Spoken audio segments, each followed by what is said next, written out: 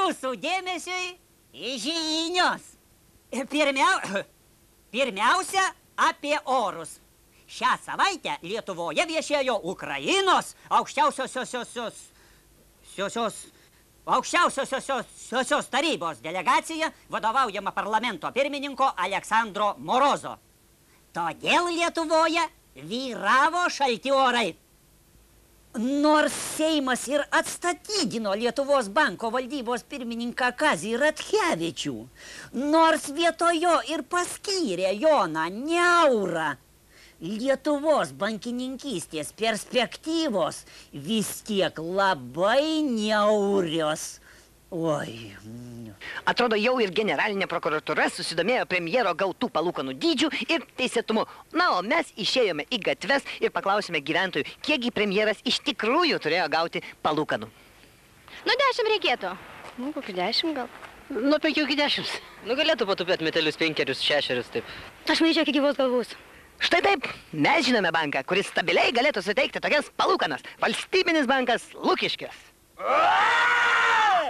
Lietuvos Respublikos Seimo narys Kazimieras Antanavičius viename interviu pareiškė, kad šiuo metu Lietuvoje yra ne partijos, o šaikos ir bandos.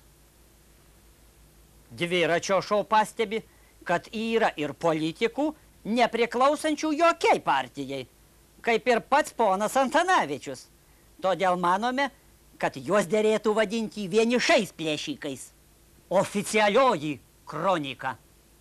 Pirmadienį prezidentūroje įvyko konfidencialus Lietuvos Respublikos prezidento Algirdo Brazausko ir premjero Adolfo Šleževičiaus susitikimas, kurio metu prezidentas ne kartą daužė kumščiu į stalą. Be reikalo, ne tas medis kaltas.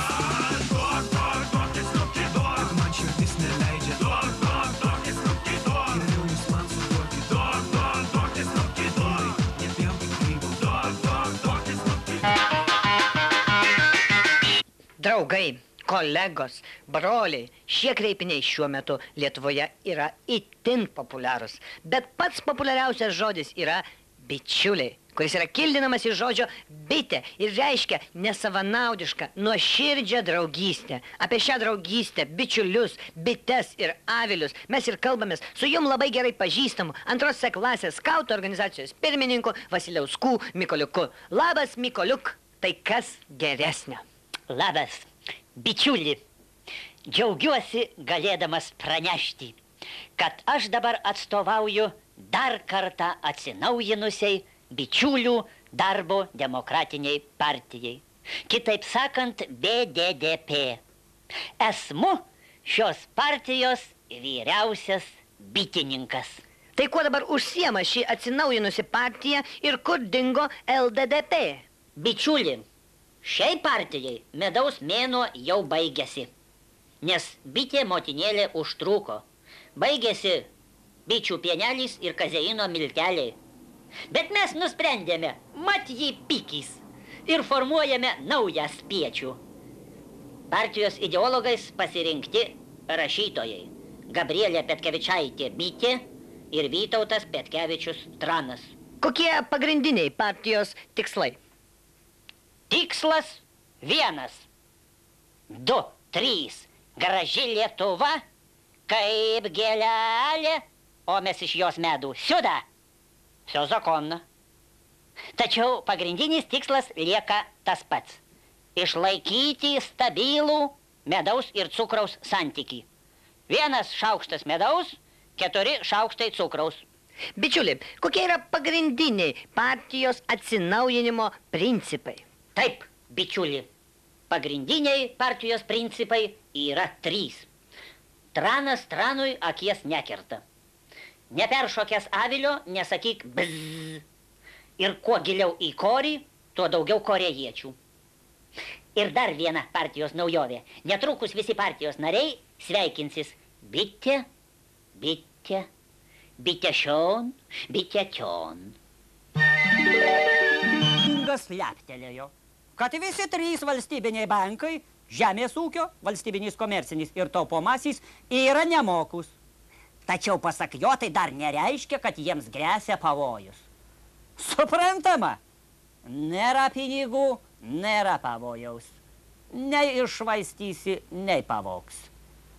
Manytumėm, kad už šias analizės išvadas 100 000 litų buvo sumokėta. Ką ten 100? 200 000. Ir kas galės paneigti, kad jų vėl kas nors neįsidėjo savo į kišenę? Seimo nacionalinio saugumo komiteto nariai pareiškė nepasitikėjimą šio komiteto pirmininku Vytautu Petkevičiumi. Matyt, atstatydins. Atstatydins tai atstatydins. Ale nors pagėrė žmogus. O dabar ir vėl proga. Spaudoje vis daugiau pasitaiko skelbimų, siūlančių įvairias, mums dažnai neįprastas paslaugas. Mus sudomino toks skelbimas. Gydytojas toksikologas gydo pagirias kliento namuose. Mes ir kalbamės su šios kol kas egzotiškos profesijos atstovu, felčeriu toksikologu Pilypu Blaivickiu. Sakykit, kas paskatino imtis tokio neįprasto darbo? Asmeninė patirtis. Jos susikaupė tiek daug, kad nepasidalinti ją negaliu. Keliems klientams per dieną jūs galite palengvinti pagirias. Vienam, o? Tik tai? Nu, pas pirmai nuvažiuoji, palengvini su juo, o užsikabini. Žiūrėk, jau ir vakaras. Nors teoriškai būtų galima palengvinti pagirias ir keliems, bet jie visi turi susirinkti vienoje vietoje. O tada ir sėdam. Skelbime skaitėme, kad jūs naudojate pagirių palengvinimui lašelines. Galima ir lašinti, bet mes paprastai pilstame. Nėra kada žaisti. Darbas laukia, nu. Kaip į tokį jūsų darbą reaguoja žmona? Teigiamai suprantama. Ji irgi medikė, dirba panašų darbą. Gydo nuo vienatvės sindromo. Bet dažniau jos darbas naktimis. Ir mes labai retai matomės. Arba jos nėra namie, arba aš jau nebematau. Ar dažnai tenka aptarnauti aukštus valdžios vyrus? Pavardžių minėti nenoriu.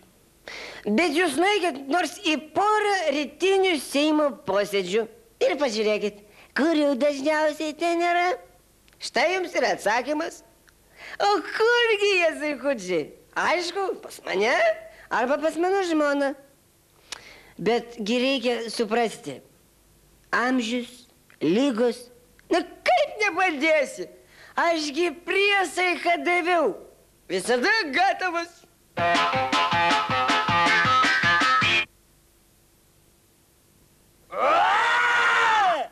Kultūros naujienos. Sausio 21 dieną Vilniuje viename Žirmūnų gatvės bute begeriant kilo konfliktas, kurio metu žentas uošviui nuplėšė ausį. Na va, lieka tik pradėti tapyti ir Lietuva turės savąjį Van Gogą. Sportas. Vokietijos Bundeslygos futbolo klubo Hamburger SV puolėjas Valdas Ivanauskas pareiškė, kad tikriausiai nebežais Lietuvos futbolo rinktinėje. Niek nepadarysi. Ivanas yra Ivanas. Visi puikiai prisimenam postamentų tuštėjimo metą, kai iš savo įprastinių vietų į istorijos šiukšlyną iškeliavo socializmo herojų paminklai. Mūsų laida sumanė nubraukti dulkes ir sniegą nuo šių istorijos puslapių. Žurnalistinio tyrimo metu paaiškėjo, kad dabar šiais paminklais rūpinasi reklamos agentūra Monumentas, kurios vadybininką Juozą Arulį mes ir kalbinam. Labadiena, sakykit, ką bendro turi reklamos agentūra ir praeities monumentai? Mes nusprendėme panaudoti šias skulptūras reklamai. Jau sudaryta krūva kontraktų, pagal kuriuos bus įdarbinti beveik visi praeities simboliai. Nuo Lukiškių Lenino iki Klaipėdos Patrankos. Kaip reklamai? Kas gali tokius dalykus užsakinėti? Kas? Užsakovų atsimušt neįmanoma. Štai pavyzdžiui Staliną. Vėl gražinsim prie geležinkelio stoties, apausim slidėm į rankas slidžių lasdas, nuskusim ūsus, reklamuos Žilet. geriau vyrai nesuras. O tai kam slidės? Kam? Žilet slalom. Nėra ūsų, nėra problemos. Aha. O ką su kitais? Ką? Štai Marksą panaudosim šampūno reklamai. Anksčiau jo plaukai nebuvo tokie gražus. Išplovėm, sušukavom, dabar galės rūpintis tik kapitalo kaupimu. O kur 4 komunarai? Kur? Kur ir buvo Kaune. Jos reklamai naudos Kraft Jakob Suchar Lietuva. Ir stovės dabar Ralys, Tyko, Manija ir dar 2. 4 kartus skaniau. O štai Leninas su kapsuku, kur saulėtekyje stovėjo, reklamuos jų konkurentus. Šokoladą Twix. Bus saldi porelė. O koks Marytės Melnikaitės likimas? Koks? Marytė įsigijo firmą Dirol. Pastatys miesto centre su automatu ir tegul saugo jūsų dantis nuo ryto iki vakaro. O štai garsiąją Klaipėdos patranką įsigijo viena sekso reikmenų parduotuvė. Tiesa, jie norėjo to tanko iš Kauno 6 forto, bet kad matai, jis be ratų. O kaip pritaikysite pagrindinį Leniną, kuris stovėjo Vilniuje? Kaip? Atgal pastatysim. Į ranką Motorola ir apačioj užrašas minutė po revoliucijos. Dekretą dėl Kazio Ratkevičiaus atsistatydinimo pasirašęs prezidentas Seime padėkojo buvusiam Lietuvos banko valdybos pirmininkui, apie kurį jo ekscelencija atsiliepė taip. Negalėčiau pasakyti, kad jis padarė ką nors blogą. Kažin, ar nederėtų įsteigti valstybės apdovanojimą? Ordiną už nieko blogą nepadarymą Lietuvai. Visiems ramybės neduoda klausimas, kas galėtų pakeisti vidaus reikalų ministrą Romasį Vaitiekūną ir tapti naujuoju vidaus reikalų ministru. Kol kas minimos 2 kandidatūros – ponai Ignas Laucius ir Vytautas Juškus. Dviračio šou mano, kad ne vienas iš šių kandidatų netinka šiam postui ir siūlo 3. savo kandidatą, pasižyminti visomis savybėmis reikalingomis šiame darbe. Prašome susipažinti.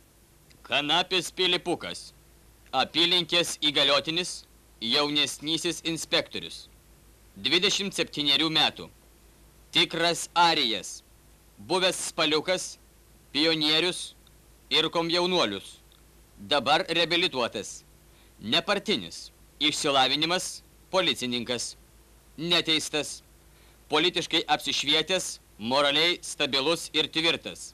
Vedęs, žmona Zosė, turi sūnų, kompromituojančių santykių neturėjo, net su Zosė.